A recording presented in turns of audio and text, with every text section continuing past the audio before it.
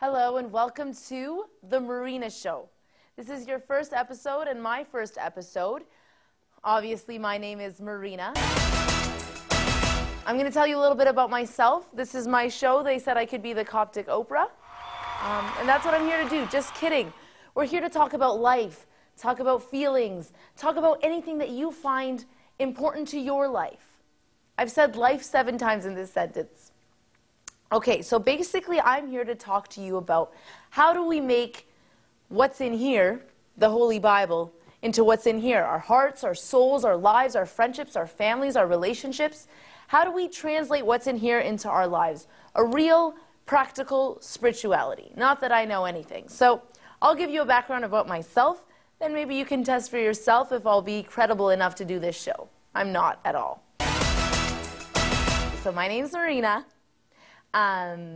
What about me? So I'm a first-year law student. I just finished my first year of law at a little school in Canada called Osgoode Hall Law School. I guess that means I'm going to be a lawyer one day. My dad's a priest, so that makes me a priest daughter, Bint Abuna in Arabic. I run a club called G for G, and that's for young girls. And by young girls, I mean girls aged 12 to 17. And we sit around every Friday and we talk about how to make what's in here real in the world. You guys are not just living in a church all the time. You're living in a world where there's going to be struggle, there's going to be tribulation, and we're all here as friends. I'm 21 at the current moment, and so hopefully I can talk to you about my teenagehood. We can talk about what struggles 21-year-olds go through. I can choke on my words and not make any sense. So, I'm a first-year law student. So getting into law school, as some of you watching this program, could be medical school, could be any kind of professional school, if you're an Egyptian, or if you're not, could be anything that you want, a dream that you have, something that you've made for your whole life that you've begotten. So when I was about 7 years old, I said, I want to be a lawyer. I talk all the time. I don't be quiet. I love arguing. This is the dream of my life, to be a lawyer. So it came time to apply to law school. And here in Canada, we have a test that you have to write. It's called the LSAT. And I was like, the LSAT is going to be a piece of cake. I'm the smarty pants. I got this. I was doing really well in school, getting high marks, Bismillah Salib.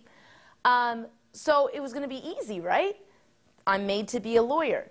So I said, God, you know, you're going to help me. I'm going to study really hard. I can do this. I was very confident in myself. I studied for 3 months straight for this LSAT.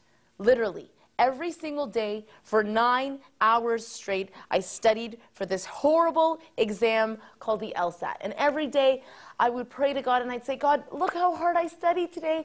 I'm working so hard. Please, God, let the exam go well.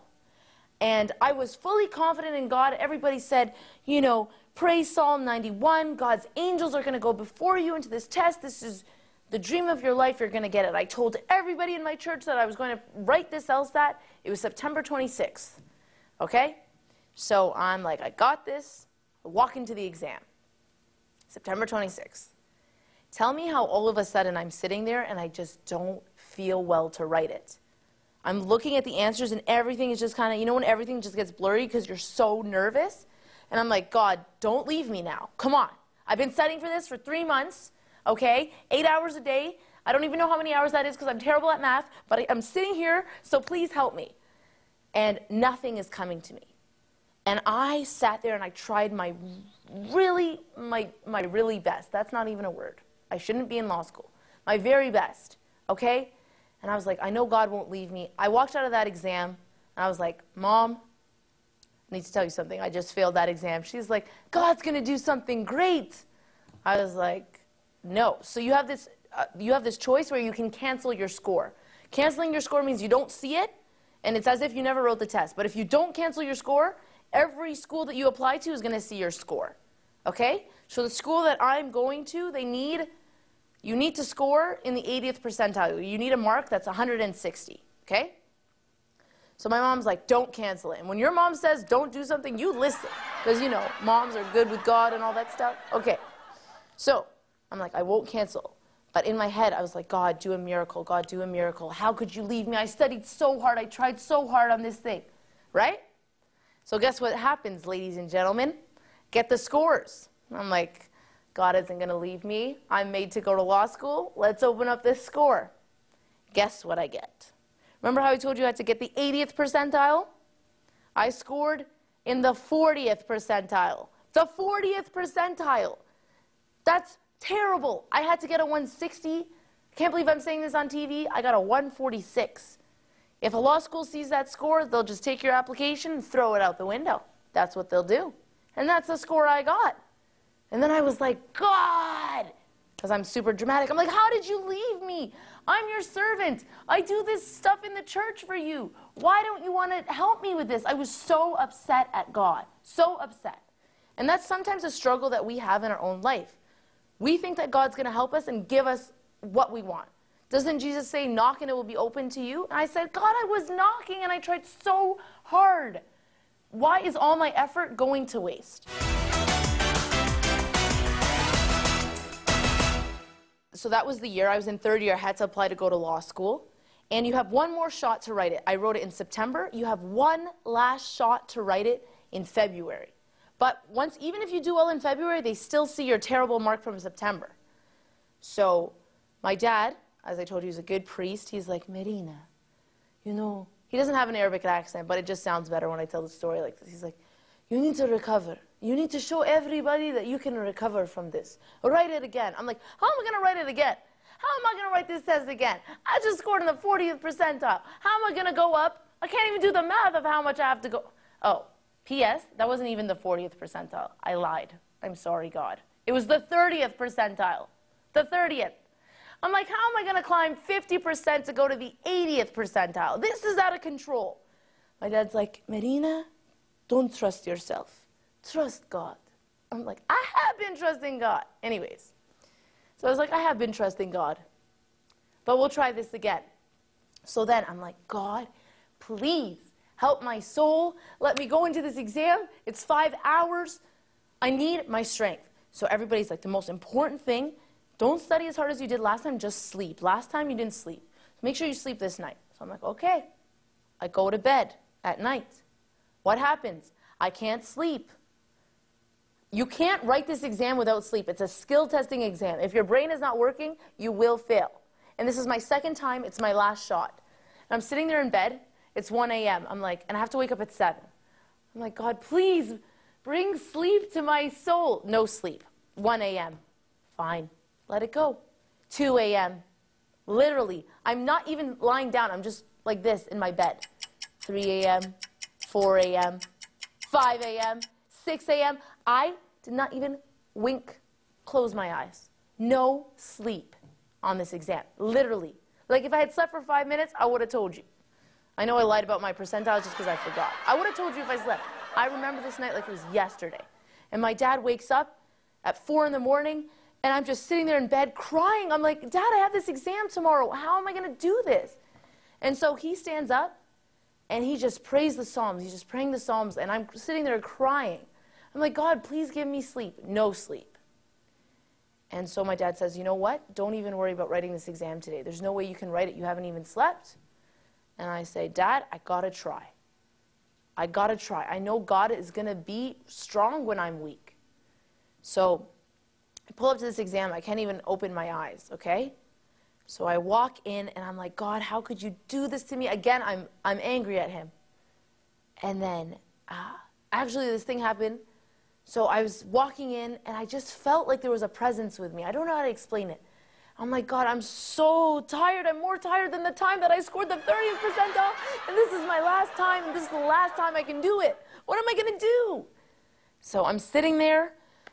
Whatever, it's a 5-hour exam. I just give it my best shot. I didn't give up. I didn't guess any questions. I just tried my best, and I was exhausted. There's no way. I walked out of that. I was like, I tried my best, and that's it. 3 weeks later, the score needs to come out. If you remember the first part of my story, I told you that I needed to get a what? A 160. That's what you need to, it's not what makes you get in, it's the cutoff. If you don't have a 160, they just take your application, toss it out the window. Toss it, just like this. So I'm like, please, God, Ya Rab. Okay? So it comes, the email comes. I've been waiting for this email for 3 weeks. I open it. Guess what the score is? Guess what the score is? It's not a 160. You probably think I'm going to say something that's going to make you all very happy. It's not a 160. It's a 159. And I was just like, no. Are you kidding me? I just looked up at God. I was like, you're kidding me. You're playing a game with me. A 159, I just needed 1 mark. I said, God, if you wanted to give me this 1 mark, it would have been there. How did I miss 1 mark? Even if I just filled something out by accident, I could have got 1 mark. It's not even a percentile. It's a mark. And I missed it. I was devastated, and I was so upset at God. Again, I was upset. No faith. So I was completely weak at this point. I have a 159, and I'm applying. This is the dream of my life. How could I have failed twice? Once in the 40th percentile, and the second time just by 1 mark? I looked up at God, and I said, you couldn't give it to me? And God cares about us like we're His own children. He is our Father. And I remember my dad said, if God wants you to get into law school with a 159 or 160, you're going to get in. I was like, yeah, whatever. And I just put it, I didn't even think about my applications because I was still in my 3rd year. I had another 4th year to do in university. I didn't worry about it. All of a sudden, I'm opening my email. It's Osgoode Hall Law School. Congratulations, you've been accepted. They tell me, you know, we saw that you got the 159, but we said it's only 1 mark. So what was God proving there? God is proving you get the 159 because that's all you can do. You can get the 159. The 160 is mine. That was the biggest lesson I've ever learned in my life. Until this day, I thank God every single day that I got a 159 and not a 160 because He proved to me that He's the one who directed my feet. He's the one who directed my path. And that's why I got in. It was His strength, not mine. I am always going to remember this in my life, and this is something that we all need to learn from. So in this whole ordeal that I went through, doubting God, being angry at Him, all He had for me was love. All He had for me was mercy and compassion. And when I didn't even have a wink of sleep, that's when His power was made real. So we need to learn in our life to thank God, as St. Paul says, in our infirmities, when we are the weakest, because that actually gives Him the ability to shine and be strong. This reminds me of, honestly, it does remind me of this. Look, my Bible is falling apart. This is a good sign. I've learned, they say a Bible that's falling apart usually belongs to somebody who isn't. But I am falling apart, but just remember that. That means we need to always, always be invested in this book. So, in 2 Corinthians 12:9, so St. Paul is asking God for this thing to depart from him. And God says to him, this is my favorite verse in the whole Bible. And He said to me, my grace is sufficient for you, for my strength is made perfect in weakness. Therefore, most gladly, I will rather boast in my infirmities, that the power of Christ may rest on me. My strength is made perfect in weakness. My grace is what? Sufficient. That's what I learned with the 159. It's God's grace that is sufficient. I got the 159, but His grace is the 160. That's God's grace in that 1 mark. Because that mark was what? Sufficient. The meaning of the word is just enough. So what I tried to do on this show is like, yeah, I'm in law school, this and that. Nobody cares about me. I want to boast. I want to talk about my infirmities. I don't deserve to be in law school. When I studied for 3 months, I scored in the 30th percentile. That means I was in the lowest ranking of people who could apply. And you see how God's grace is sufficient in my weakness. So let us boast next time we feel weak, because this is God saying in our life, you are feeling weak now, that means I am strong. We'll see you next time on The Marina Show.